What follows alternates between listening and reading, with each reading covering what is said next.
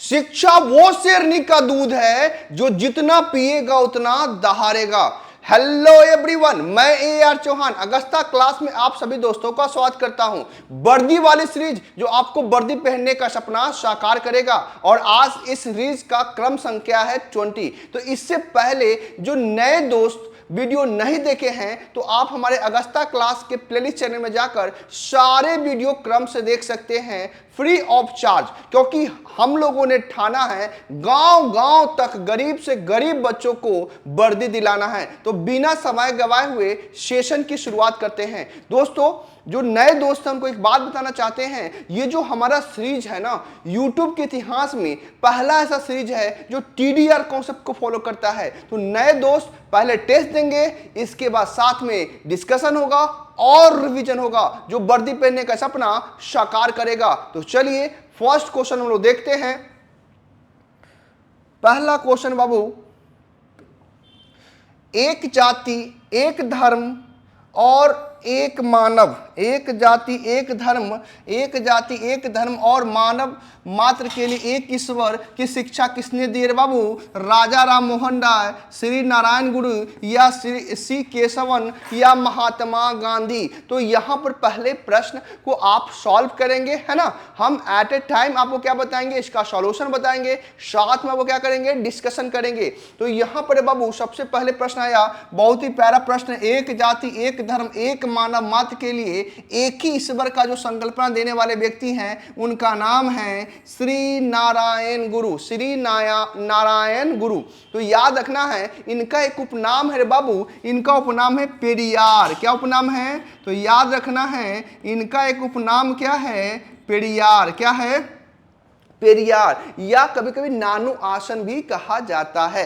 तो याद रखना है दक्षिण भारत में बात करेंगे कि दक्षिण भारत में ना जो निम्न जाति वर्ग के जो लोग हैं ना, उनके उत्थान के लिए उन्होंने क्या किया, कार्य किया, अपना पूरा जीवन समर्पित किया। और इन्होंने कहा कि सारे जितने भी गरीब अमीर सभी वर्ग के लिए एक ही ईश्वर, यानी कि उन्होंने एक लाइन बोला, एक जाति एक धर्म और क्या होना चाहिए, एक ईश्वर। उनके लिए क्या होना चाहिए, एक ईश्वर। इस संकल्पना कौन दिए हैं? तो याद रखिएगा श्री नारायण गुरु। अब यहाँ पर एक शब्द है बाबू, राजा राम मोहन राय। तो आप लोग को सबसे पहले याद रखना है कि आत्मीय सभा, क्या पूछेगा रे बाबू, आत्मीय सभा की स्थापना कौन किया रे बाबू? तो आत्मीय सभा की स्थापना करने वाले हैं 1815 में राजा राम मोहन राय। याद रखना है कि ब्रह्म समाज, याद रखना है ब्रह्म समाज की स्थापना भी कौन किए रे बाबू?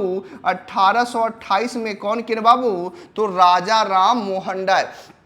आधुनिक भारत का पिता किसे कहा जाता है? राजा राम मोहन राय को। नव जागरण का दूत किसे कहा जाता है? राजा राम मोहन राय को। भाषा के जानकार थे कौन? राजा राम मोहन राय। और राजा राम मोहन राय को राजा की उपाधि किसने दिए थे? याद रखना है अकबर द्वितीय। किसने दिया? अकबर द्वितीय। चलिए आगे बढ़ते हैं बाबू, नेक्स्ट क्वेश्चन। बुनियादी शिक्षा का विचार सबसे पहले किसने प्रस्तुत किया था? जवाहरलाल नेहरू, राजा राम मोहन राय, महात्मा गांधी और दयानंद सरस्वती। तो जो कहते हैं ना प्रश्न देखिए और बनाने का प्रयास कीजिए। कितनी अच्छे से प्रश्न के संकलन लेके आ रहे हैं ना कि आपके एग्जाम में डिफिकल्टी लेवल बढ़ाएगा। याद रखना है दरोगा या कांस्टेबल, है ना, लेवल कम नहीं सोचना है। एसएससी में भी बात करेंगे, एसएससी का भी लेवल कोई इजी लेवल नहीं रहता है, यानी टीसीएस लेता है। तो आपको हमेशा एक लेवल का प्रश्न ही आपको सीखना चाहिए। तो अब ये क्वेश्चन को बनाइए। जो बच्चे कभी कभी कमेंट कर देते हैं सर बहुत इजी क्वेश्चन दे रहे हैं, एक बार बनाने का प्रयास कीजिए। बुनियादी शिक्षा का विचार किसने प्रस्तुत किया बाबू? जवाहरलाल नेहरू, राजा राम मोहन राय, महात्मा गांधी। तो पहले बाबू आंसर मिला लीजिए, वो व्यक्ति का नाम क्या है? महात्मा गांधी। बुनियादी शिक्षा का विचार किसने दिया है? तो किसने दिया है? महात्मा गांधी ने। अब यहां पर आए बाबू, एक नाम आया जवाहरलाल नेहरू। क्या नाम आ गया? जवाहरलाल नेहरू, राजा राम मोहन राय, और तीसरा बाबू दयानंद सरस्वती। तो सबसे पहले दयानंद सरस्वती के बारे में जानिए।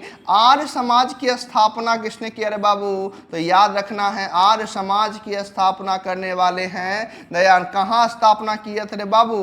बंबई में। कहाँ स्थापना किए थे? बंबई में। याद रखना है सबसे पहली बार स्वराज शब्द का इस्तेमाल किसने किया रे बाबू? तो याद रखना है दयानंद याद रखना है वेदों की ओर लौटो। क्या बोले? वेदों की ओर लौटो। वेदों की ओर लौटो का नारा भी किसने दिया रे बाबू? तो याद रखना है दयानंद सरस्वती को। जवाहरलाल नेहरू के बारे में याद रखना है, एक पॉइंट बहुत इंपॉर्टेंट है कि पूर्ण स्वराज की संकल्पना किसने किया था रे बाबू? कौन किए थे? याद रखना है कौन किए रे बाबू? जवाहरलाल नेहरू। याद रखना है रावी नदी के तट पर, क्या रे बाबू? रावी नदी के तट पर सबसे पहले जो है रात के 12 बजे रावी नदी के तट पर, है ना, स्वतंत्रता के लिए इन्होंने झंडा फहराया था 31 दिसंबर 1929 को। याद रखना है 31 दिसंबर 1929 को रावी नदी के तट पर बाबू क्या फहराए थे? झंडा फहराया था। कौन? जवाहरलाल नेहरू। तो प्रश्नों को हमेशा जब भी आप सॉल्व करें ना, तो इसको कोरिलेट करने का काम करें, क्योंकि एक बात हमेशा याद रखिएगा कि अगर आपका बेस मजबूत नहीं हुआ ना, तो फिर आप एग्जाम में आपका रिजल्ट ना के बराबर ही होगा, यानी कि 100% मान लीजिए नहीं होगा। क्योंकि हमेशा याद रखिएगा जड़ मजबूत रहेगा ना, तो पत्तियां तो आते जाते रहेंगे, यानी कि बेस मजबूत करना क्या है? बहुत इंपॉर्टेंट है। तो आंसर मिल गया। और बाबू कौन है बाबू? महात्मा गांधी। आगे बढ़ते हैं, प्यारा प्रश्न आ गया। जब स्वतंत्रता की माउंटबेटन योजना स्वीकार की गई, उस समय भारतीय राष्ट्रीय कांग्रेस के सदस्य कौन थे? जवाहरलाल नेहरू, सरदार पटेल, मौलाना आजाद या आचार्य JB कृपलानी। तो याद रखना है, पहले आंसर मिलान कर लीजिए बाबू।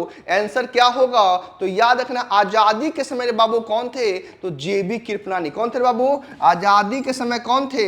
JB कृपलानी। कौन थे? JB कृपलानी। अब यहां पर आ गया सरदार वल्लभ भाई पटेल। जो फंडामेंटल राइट्स जो देख रहे हैं ना, मौलिक अधिकार देख रहे हैं ना, ये मौलिक अधिकार सबसे पहले पेश कौन किए थे? सरदार वल्लभ भाई पटेल। और विश्व की सबसे ऊंची प्रतिमा किसका है बाबू? सरदार वल्लभ भाई पटेल। इन्हें क्या कहा जाता है? लौह पुरुष। क्या कहा जाता है? ये जो देशी रियासत है ना, उसको एकीकरण करने का कार्य किसने किया है? तो सरदार वल्लभ भाई पटेल। और याद रखना है स्टैच्यू ऑफ यूनिटी। याद रखना है स्टैच्यू ऑफ यूनिटी। स्टैच्यू कितना मीटर है बाबू? 182 मीटर। कितना मीटर? ये विश्व की सबसे ऊंची प्रतिमा है स्टैच्यू ऑफ यूनिटी। कहां है बाबू? गुजरात में।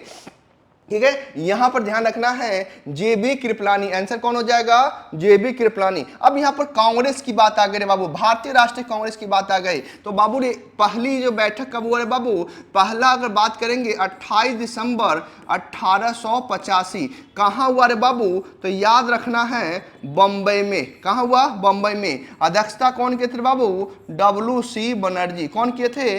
WC बनर्जी। तो आप लोग हमेशा याद रखिएगा, पहला रे बाबू 1885 में। कहां रे बाबू? बंबई में। दूसरा रे बाबू 1886 रे बाबू कहां? कोलकाता में। तीसरा 1887 कहां रे बाबू? कोलकाता में। और चौथा 1888 कहां रे बाबू? इलाहाबाद में। पहला का दस्ता कौन किए थे?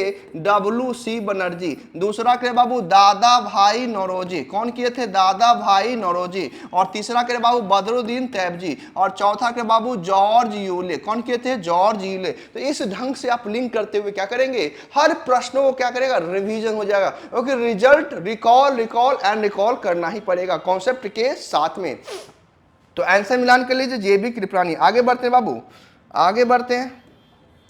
नेक्स्ट, निम्नलिखित भारतीय स्वतंत्रता सेनानियों में से किसकी हत्या कर दी गई? नाना साहेब, महात्मा गांधी, जवाहरलाल नेहरू, बाल गंगाधर तिलक। तो अगर आपको कॉन्सेप्ट नहीं क्लियर होगा ना, तो ये प्रश्न आप बना ना पाएंगे। अब स्वतंत्रता सेनानी किसकी हत्या कर दी गई? अब बच्चे कंफ्यूजन में आ जाएंगे, स्वतंत्रता सेनानी शब्द का प्रयोग कर दिया। पहले आंसर मिलान कर लीजिए बाबू। आंसर होगा महात्मा गांधी। कौन होगा? महात्मा गांधी। आप लोग को पता है कि 30 जनवरी को इनकी क्या कर दी गई थी? हत्या कर दी गई थी। और इनका जन्म कब होता है बाबू? इनका जन्म याद रखना है 2 अक्टूबर। क्या और 2 अक्टूबर 1869 को। कहां बाबू?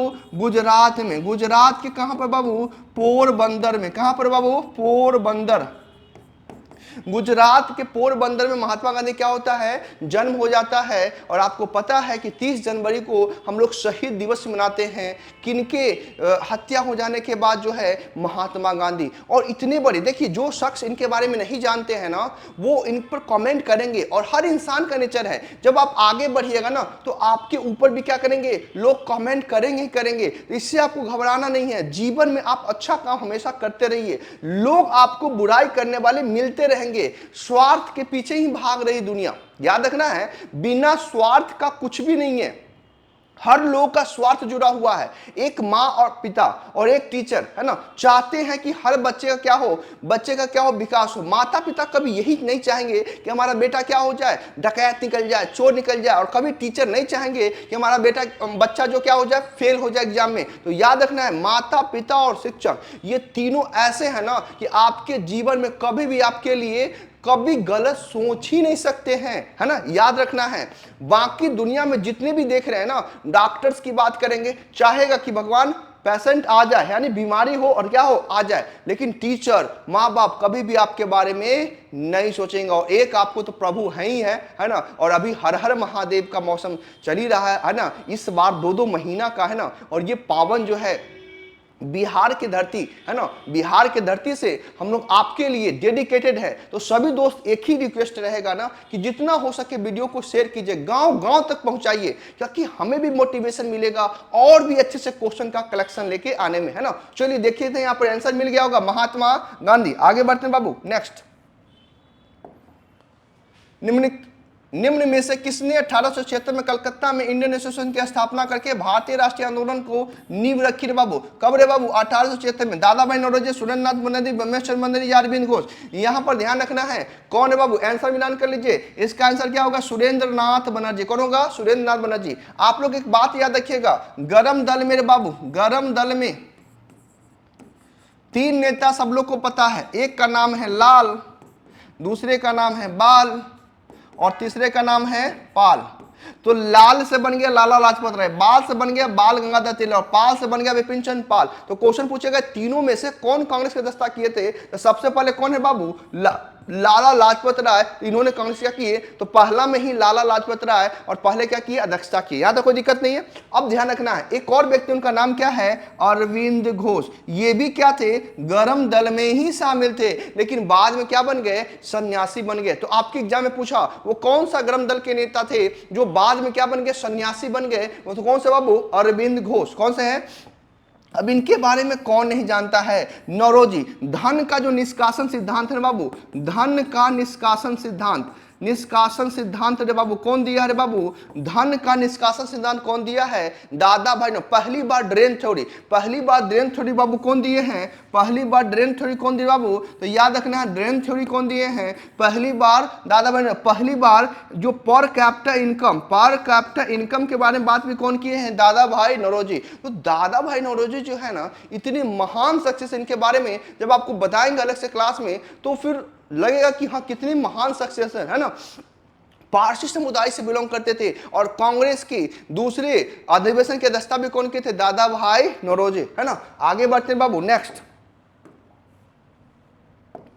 बहुत ही प्यारा प्रश्न। अंडमान और निकोबार द्वीप समूह में एक महत्वपूर्ण पर्वत चोटी माउंट डायोबोली कहाँ स्थित है बाबू? उत्तरी अंडमान में, मध्य अंडमान में, दक्षिण अंडमान में, ग्रेट निकोबार में। तो अगर आप देखिएगा ना, अंडमान की स्थिति अगर देखिएगा ना, तो यहाँ पर आपको जो है, ये हमारा अंडमान है, ये हमारा क्या हो गया? निकोबार हो गया। तो इसको हमने 4 खंडों में क्या किया? बांट दिया है। ये हमारा क्या हो गया? नॉर्थ अंडमान, ये हमारा मध्य अंडमान, है ना, ये हमारा दक्षिण अंडमान और ये हमारा क्या होगा? ग्रेट निकोबार। तो ये 4 में किस में है बताइए? तो प्रश्न अगर अच्छे से नहीं पढ़ के जाएंगे ना, तो एग्जाम में प्रश्न आएंगे तो क्या बोलेंगे? आउट ऑफ सिलेबस है। देखिए अधिकांश बच्चे कहते हैं आउट ऑफ सिलेबस प्रश्न आ गया। कारण है कि हमने पढ़ा ही जितना है ना। एक कहावत सुने ना, अधरल गगड़ी छलकत ज्यादा। अगर थोड़ा सा पानी रहेगा ना, छलकते रहेगा, उससे कोई ज्यादा बेनिफिट नहीं होगा। तो अच्छे से समझते हुए चलिएगा बाबू। रे माउंट डायोबोली कहाँ है बाबू? तो याद रखिए, आंसर मिला लीजिए, मध्य अंडमान में। कहाँ है बाबू? मध्य अंडमान में। मध्य अंडमान में क्या है? तो याद रखना है माउंट डायोबोली, याद रखना है माउंट डायोबोली। और ये कहाँ है बाबू? तो याद रखना है बे ऑफ बंगाल में। बे ऑफ बंगाल मेरे बाबू क्या है? अंडमान और निकोबार, अंडमान और निकोबार। चलिए आगे बढ़ते हैं बाबू।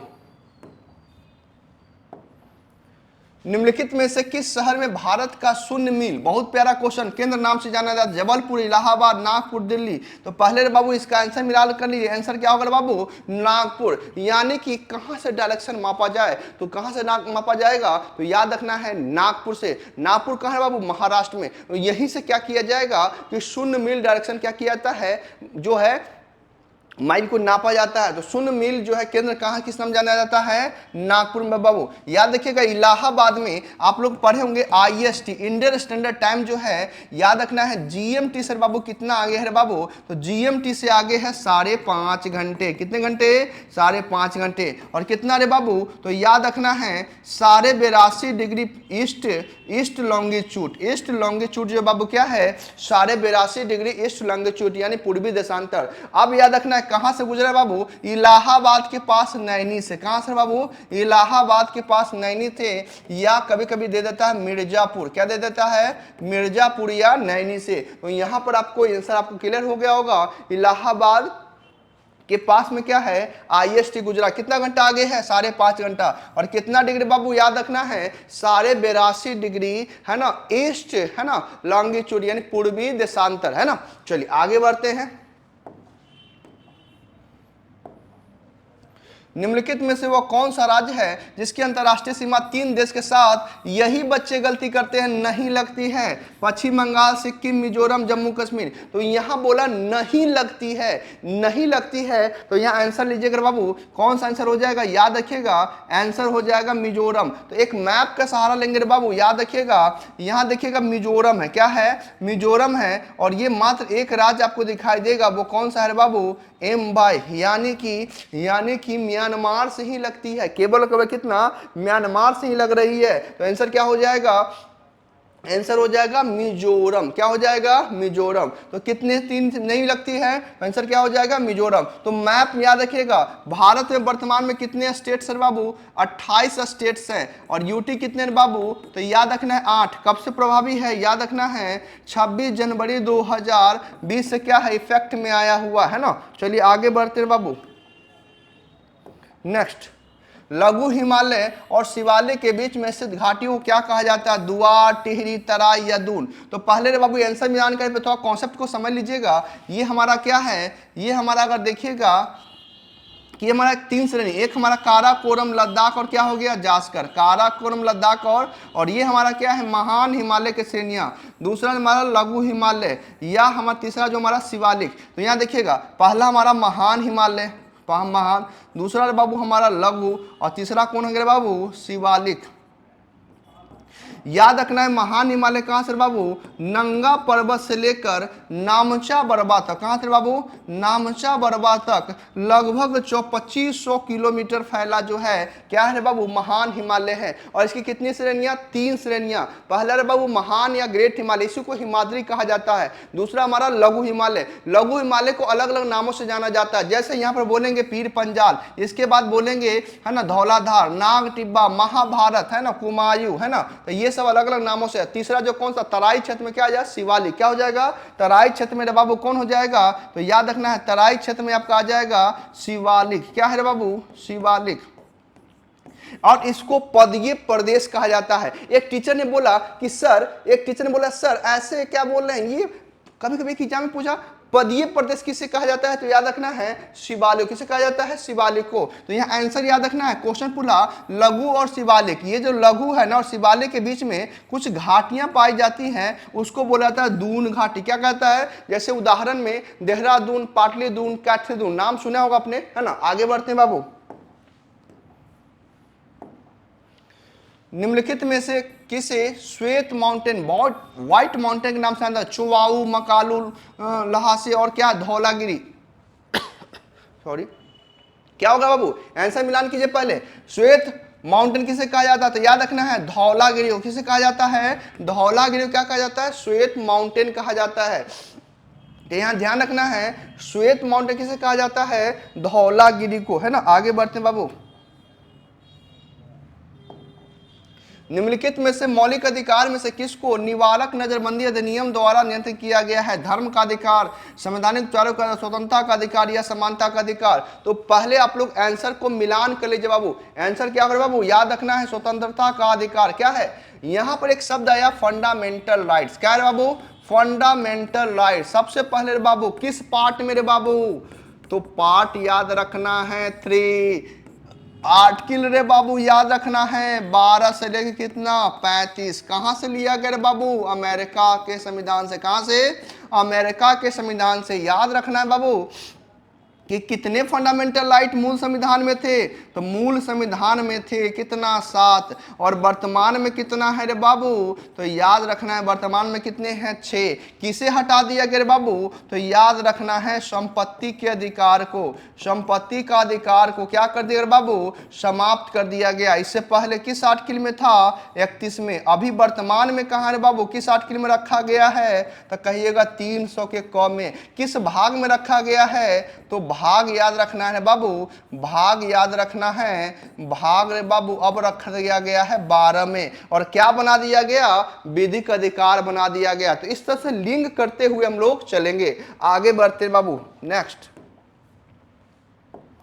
वोट देने का जो राइट्स है कैसा है? राजनीतिक है, नागरिक अधिकार है, आर्थिक अधिकार, कानूनी अधिकार है। बहुत बार आपके एग्जाम पूछा है, तो याद कर लीजिए इसका आंसर क्या होगा? कानूनी अधिकार। क्या हो जाएगा? कानून। मत देने का अधिकार कैसा अधिकार है? कानूनी अधिकार, है ना। तो वोट देने का जो राइट्स है क्या है? स्टैट्यूटरी राइट है। क्या है?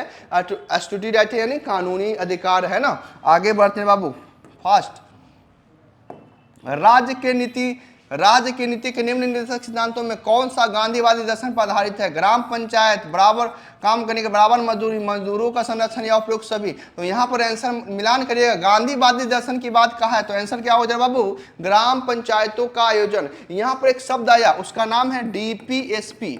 डीपीएसपी का फुल फॉर्म क्या होता है? Drafting principle of state policy. Part रे बाबू, तो पार्ट याद रखना है 4। और आर्टिकल रे बाबू कितना से कितना? तो कहिएगा 36 से लेकर 51। कहां से लिया गया बाबू? तो याद रखना है आयरलैंड से। कहां से लिया गया है? आयरलैंड से। और याद रखना है ये राज्यों पे छोड़ दिया गया है, राज्य से लागू करे या ना करे। इसमें एक आर्टिकल याद रखना है 47। अभी बिहार सरकार ने क्या किया है? मद को क्या किया है? बंद कर दिया है। मतलब दारू क्या कर दिया है? अब जो है ना ये जो अल्कोहल है, अब बिहार सरकार ने क्या किया? इसको बंद कर दिया गया। तो बहुत अच्छा सराहनीय काम है मुख्यमंत्री नीतीश कुमार जी का, है ना। दारू बंद किए, बाल विवाह पर इन्होंने तो कुछ कुछ कार्य बहुत अच्छे किए, इसमें कोई दो राय नहीं। यहां देखना है ये जो मद निषेध क्या किए इन्होंने? बंद कर दिया। आर्टिकल कितना था बाबू? आर्टिकल था बाबू 47। चलिए आगे बढ़ते हैं।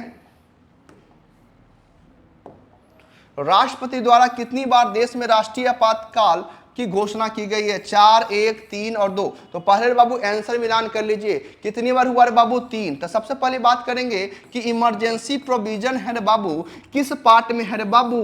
भाग की बात करेंगे तो आपात कितना रे बाबू? 18 में। और आर्टिकल रे बाबू 352 से लेकर 360, इसमें कितना रे प्रोविजन? 3। कौन कौन है बाबू? सबसे पहले नेशनल इमरजेंसी, आर्टिकल बाबू 352। प्रेसिडेंट रूल बाबू कितना? 356। और लास्ट में बात करेंगे फाइनेंशियल इमरजेंसी। क्या बोलेंगे? फाइनेंशियल इमरजेंसी कितना है बाबू? 360। और ये जो है याद रखना है, ये जो इमरजेंसी घोषणा कौन करता है? प्रेसिडेंट। और कितने मंथ के भीतर सदन में पास करना है? 1 मंथ के भीतर। यहाँ कितना? 2 मंथ। और यहाँ भी कितना? 2 मंथ। यहाँ मैक्सिमम क्या हो गया? 3 ईयर। यहाँ मैक्सिमम की बात करेंगे तो नो लिमिट। मैक्सिमम की बात करेंगे तो नो लिमिट। यहाँ भी मैक्सिमम की बात करेंगे बाबू तो क्या होगा? No limit. यानी कि सबसे पहले आपात उपबंध किस भाग में बाबू? 18। कहां से कहां तक? 352, 60। कहां से लिया गया बाबू? तो आपात याद रखना है जर्मनी से। कहां से? जर्मनी से। नेशनल इमरजेंसी कितना है बाबू? 352। President rule 356। और फाइनेंशियल इमरजेंसी कितना? 368। बिहार में पहली बार प्रेसिडेंट रूल कब लगा था बताइएगा प्रश्न? अभी हाल में 16 जुलाई 2023 को जो वैकेंसियां हो एग्जाम हुआ ना बंदी से, दरोगा का। उसमें क्वेश्चन पूछा कि बिहार में पहली बार जो है राष्ट्रपति शासन कब लगा, तो 1968 में, याद रखना है। आगे देखिएगा यहाँ पर बाबू 3 बार ने समय याद रखना है, पहली बार भारत चीन युद्ध के दौरान, दूसरी बार है बाबू भारत पाकिस्तान युद्ध से, और तीसरी बार बाबू 1971 में, 1975 में इंदिरा गांधी के द्वारा। तो कितनी बार लग चुका है नेशनल इमरजेंसी? 3 बार। फाइनेंशियल इमरजेंसी देश में 1 बार भी नहीं लगा। और सबसे पहली बार पर्सनल रूल कब लगा बाबू, कहां लगा, तो 1951 में पंजाब के पेप्सुल में। सबसे लंबा समय में आपको बार बार देखने हैं कि अब क्या मणिपुर आ जाएगा आंसर, है ना। इसके पहले कौन था, यूपी और केरल। चलिए आगे बढ़ते हैं बाबू, नेक्स्ट। संसद के दोनों सदनों को बुलाने की शक्ति किसके पास में, राष्ट्रपति, अध्यक्ष, प्रधानमंत्री, उप प्रधानमंत्री। तो आंसर मिलान कर लीजिए बाबू, क्या हो जाएगा, राष्ट्रपति। तो यहाँ पर एक शब्द आ गया बाबू राष्ट्रपति, तो प्रेसिडेंट बाबू किस पार्ट में बाबू, तो पार्ट बोलिएगा 5। और आर्टिकल बाबू 52। देश का सर्वोच्च पद कौन सा होता है बाबू, राष्ट्रपति। देश का सर्वोच्च पद, तीनों सेनाओं का सर्वोच्च कमांडर कौन होता है, राष्ट्रपति। और देश के पहले राष्ट्रपति का नाम आप लोग को पता होगा कौन है, डॉक्टर राजेंद्र प्रसाद। वर्तमान में कौन है, द्रौपदी मुर्मू। इनका क्रम संख्या कितना है, 15। क्या है, 15। कहां के रहने वाली हैं, तो उड़ीसा के मयूरभंज के रहने वाली हैं। और ये देश की पहली आदिवासी महिला राष्ट्रपति, उनका नाम क्या है, द्रौपदी मुर्मू। राष्ट्रपति बनने के पूर्व आप लोग को पता होना चाहिए झारखंड के क्या थे बाबू, झारखंड के राज्यपाल रह चुके हैं। तो आप लोग को वीडियो अगर अच्छा लग रहा है ना, तो एक ही रिक्वेस्ट है सभी दोस्तों से, जितना हो सके इसको शेयर कीजिए। इसी तरह से हम अगले क्लास में और भी अच्छे से प्रश्नों के संकलन लेके आते रहेंगे। तो मिलते हैं अगले वीडियो में, तब तक धन्यवाद।